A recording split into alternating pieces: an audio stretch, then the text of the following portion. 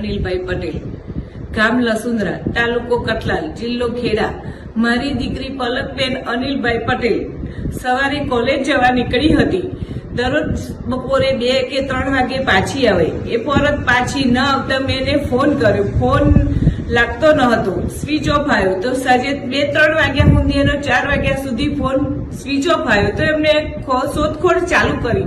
શોધખોળ ચાલુ કરતા અમને 9-10 વાગ્યા સુધી શોધખોળ ચાલુ જ રાખી. ન મળી તો અમે પોલીસ સ્ટેશન જઈ જાણ કરી કે મારી દીકરી ઘરે પરત ફરી નથી, મારી દીકરી શોધવામાં મને મદદ કરો. મદદ કરતા 2-4 દિવસે જાણવા મળી પોલીસમાં કે બેન, તમારી દીકરીએ લગ્ન કરી લીધા છે, પણ મારી મરજી મને ખબર નથી, મારી મરજી નથી. તો રબારી પિયુષભાઈ, દિલીપભાઈ એમની સાથે લગ્ન થઈ ગયા છે એવું મને જાણવા મળ્યું. તો પછી એ લગ્ન મને સ્વીકાર નથી. અને રબારી સમાજના આગ્રણીય ઠાકર બાપાને મારે નમ્ર વિનંતી છે કે મારી દીકરી તમે પાછી આપો. તમારા બોલ તમે પકડી રાખો.